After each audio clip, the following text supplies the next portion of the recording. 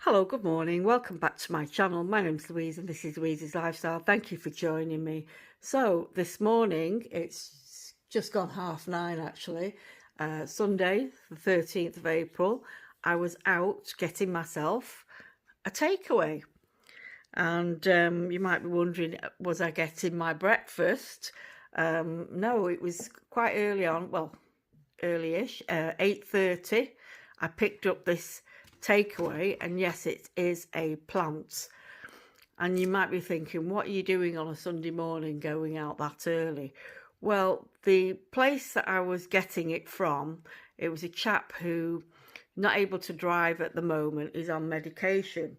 So normally, if I'm doing a plant swap, I tend to do it in a neutral place, where like in a park cafe or supermarket, car park, somewhere neutral, halfway mark between where I live and where the person who's I'm swapping the plant with can meet up. Mutually mutually agreed on location. But this chap, unfortunately, because he's on medication, he can't drive, and said I would have to drive and pick it up from his house. And when he gave me the address, I was familiar with that area. I used to work in that area many years ago at a health centre nearby, and it's in the Old Trafford area, right near Old Trafford Cricket Ground. So if you're not familiar with Manchester, Old Trafford area has cricket ground. It also has a little bit further up the road, you've got Manchester United football ground. And because of those two big sporting arenas, the parking has always been restricted around there. There's always been double yellow lines. Double yellow lines, if you're not familiar, means you can't park there at all. And this chap lived on a road that has double yellow lines. And when I got there, not only double yellow lines, but a cycle lane, bollards, everything, making it totally impossible. You can't park on that stretch of road. So I thought, well, if I'm going there, I know there's parking restrictions. I best go early in the morning on a Sunday. So Sunday's very quiet. There's nothing, well, there's very little traffic about, no traffic wardens, and there's easier to sort of like sneakily park. And then I wasn't going to be there very long, literally just going to pick up this and drop my little plant off. So I agreed to come early, and because the chap didn't get up early, he said, I'll leave it in the porch for you. I said, that's fine. And so what I've done is I took one of my custard apple seedlings, the one that I'd already potted up, and I've got these two left, which I'm going to repot now. I took one of those because he said he'd like the custard apple as a swap for the plant that I'd taken from him, and I'll show you what I got. So this little plant here, this is a peacock flower, and it's got a lovely set of leaves there. Looks very similar to a mimosa or one of the the sensitive plant family, where you touch the leaves and then they close up. But this isn't one of those. This has a pretty flower, and that's what I googled it first. I'll put the name up, its botanical name up, and a picture of what the flower looks like. So it won't flower this year. I think it takes a couple of years before the plant establishes itself, before you get flowers to bear. And he said to keep it in a warm place for now, so probably pop it in the grow tent, because I'm not sure if the chap had it in a greenhouse, but he did say keep it in a warm and well lit place. So that's the plants. Peacock flower. If anybody's grown that before, let me know how. I mean, if you've in the UK, if you've grown this plant before, how did you get on? You know, is it easy to manage, etc. So yeah, that's my early morning takeaway. So what I'm going to do now is, because I've taken, I took my custard apple seedling, the one that I've potted up separately. I'm going to take these two out now, and I'm going to repot these sapodilla. And the one that was sort of had a loop the other day when I filmed this has emerged, and I thought it was going to be a custard apple, but it looks like another sapodilla.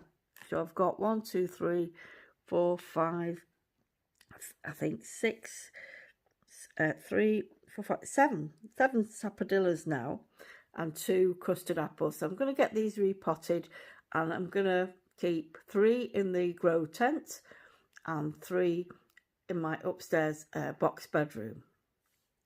So I've potted up most of the seedlings. I've just got this couple left here, and just show you what they look like in the tray. So very long taproot there, so definitely was in need of repotting.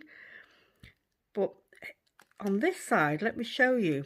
This is the leaf, the top of one of these 2 custard apples that you can see there. That one, and there's this one here. It came off, and because it had a bit of a stem to it, I stuck it in the side of the tray. And let me see if I can do this with one hand. It's rooted. It's got roots, got quite a long root on it. So I'm going to pot that up and see what happens. So yeah, just the top end, you can see there, it's sprouted. So all it needed was a little bit of the stem, just a singular leaf, and it sprouted. So that's interesting, that custard apples can root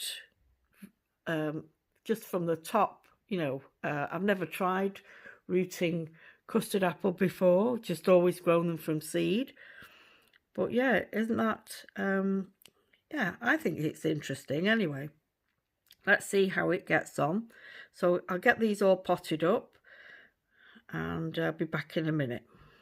Right, so everything's watered, including the little peacock plant, and I've just sort of googled and read that this is actually a member of the Poinciana family, and I have grown that particular variety, not this dwarf version. This is a dwarf version of the Royal Poinciana, the flame tree, and I had several plants a few years ago. I got the seeds sent to me from Bangladesh because it's my husband's, one of his favourite trees.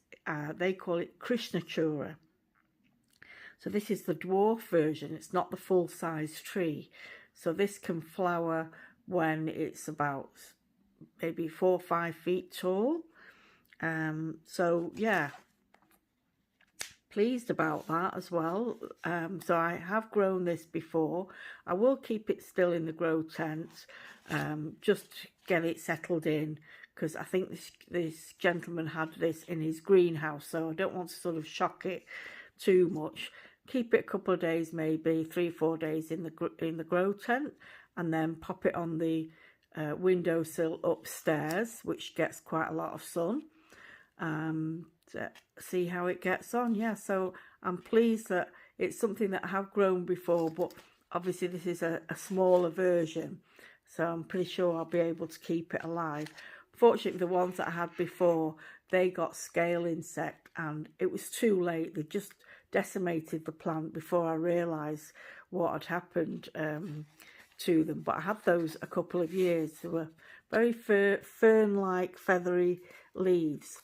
And yeah, so I've potted the custard apple leaf up, and see a little bit of the roots sticking out there.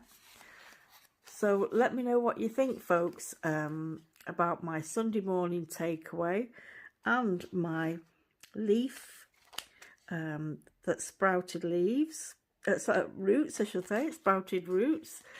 And I've got now 7 sapodillas. So if I can keep these alive, I will give some away, or I can do swaps now that you know, I've got more than one. So if I could get these established in these little pots, and if they start to put out new leaves, then I'm open to doing plant swaps, unusual plants if anyone's got them, if they want a sapodilla. So thanks very much for watching, everyone. Like and subscribe if you haven't already. Take care. Bye bye.